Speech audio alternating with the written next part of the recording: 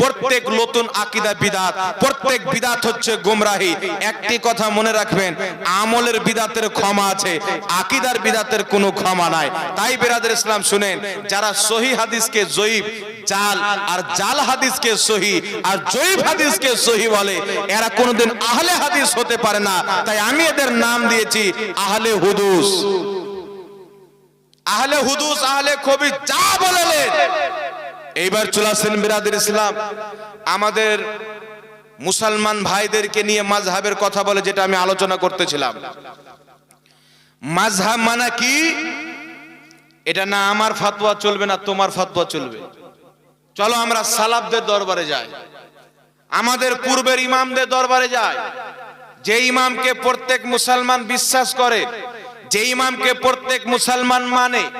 জগৎ বিখ্যাত ইমাম ইমাম সাবি রাহমাতুল্লাহ আলাইহি, তিনি নিজের কিতাব তাফসিরে কোরআন, কিতাবটির নাম হচ্ছে তাফসিরে সাবি। সেই কিতাবের মধ্যে ইমাম সাবি রাহমাতুল্লাহ আলাইহি ফতোয়া দিয়েছেন, স্পষ্ট ভাবে উল্লেখ করেছেন যে আহলে সুন্নাত ওয়াল জামাত হলো চার মাযহাবের অনুসারী।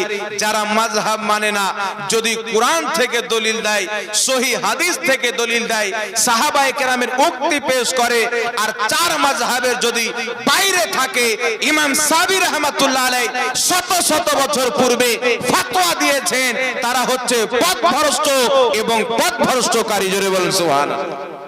তারা পথভ্রষ্ট এবং পথভ্রষ্টকারী। তাই ইমামদের ফতোয়াকে যদি আমরা পড়ে থাকতাম, আমাদের সালফের কিতাবগুলিকে আমরা যদি জানতাম, আজকে যারা ঈমান হারা হয়েছে, ঈমান হারা হতো না, পথ হারা হতো না। ইমাম বদরুদ্দিন আইনি বলছেন, চার মাযহাবের অনুসারী হচ্ছে আহলে সুন্নাত ওয়াল জামাত। আর আমার নবী বলেছেন, কিয়ামতের ময়দানে আহলে সুন্নাত ওয়াল জামাতের চেহারা দিয়ে নূর বের হবে, জ্যোতি বের হবে, আলো বের হবে। আর যারা চার মাযহাবের অন্তর্ভুক্ত না, তারা হচ্ছে বিদআতি, আর বিদআতিদের চেহারা যেমন কালো হয়ে যাবে, অন্ধকার হয়ে যাবে।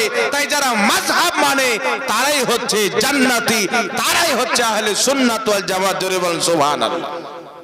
তাই আমার আপনার নবী সাল্লাল্লাহু আলাইহি ওয়াসাল্লাম, তিনি আমাদেরকে হাদিসের মধ্যে ইমামগণকে মানতে বলেছেন। রাসূল পাক বলছেন, যারা ইমাম মানা ব্যতীত মারা যায়, তাদের মৃত্যু জামানায় জাহেলিয়াতের বেঈমানের মতো হয়। কুরআন পাকের মধ্যে আছে, কিয়ামতের ময়দানে আল্লাহ পাক তোমাদের ইমামের নাম দিয়ে তোমাদেরকে ডাকবে। তাফসিরে রুহুল বায়ানের মধ্যে লেখা আছে, হানাফিদেরকে আল্লাহ বলবে, এ হানাফি, এ শাফি। এটা ইমাম ইসমাইল হাক্কি রাহমাতুল্লাহ আলাইহি লিখেছেন।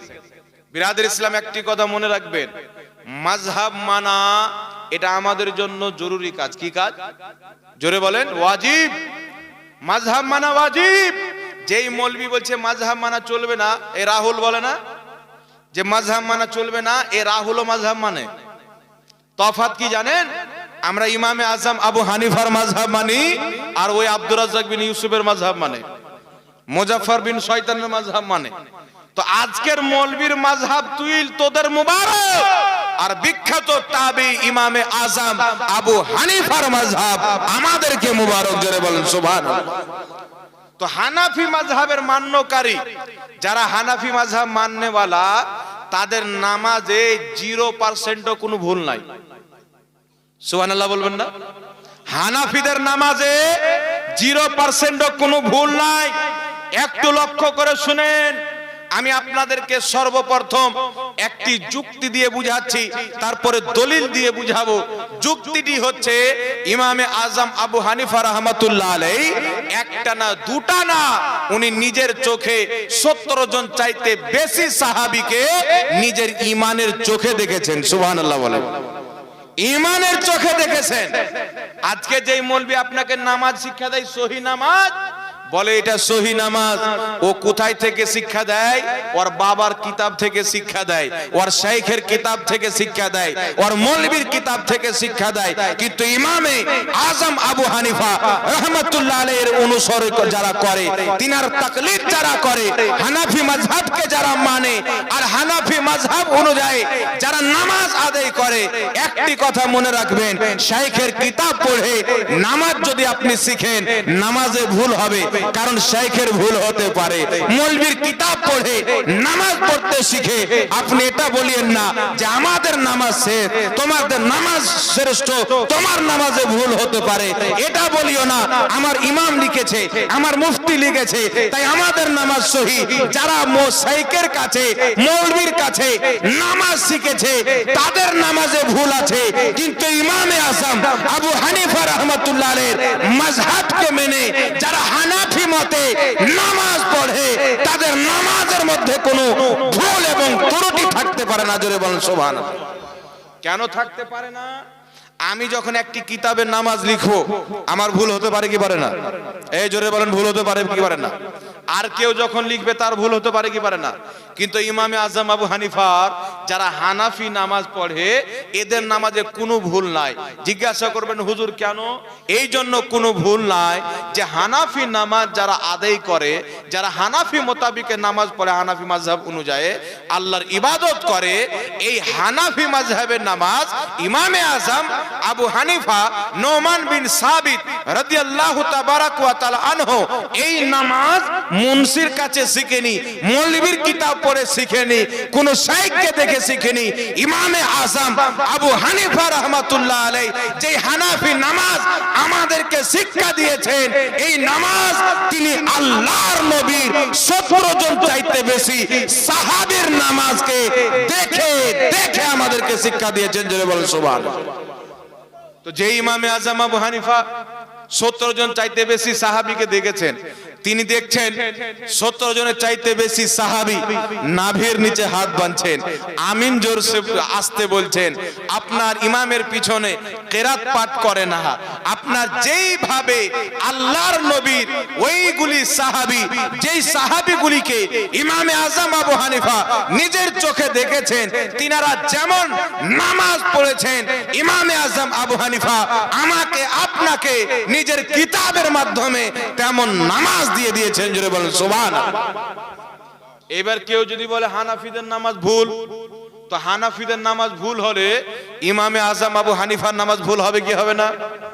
আর ইমামে আজম আবু হানিফা যেহেতু 17 জন চাইতে বেশি সাহাবীকে দেখে নামাজ শিখেছেন, তাহলে ইমামে আজম আবু হানিফার নামাজ যদি ভুল হয় তাহলে 17 জন চাইতে বেশি সাহাবার নামাজ ভুল হবে কি হবে না?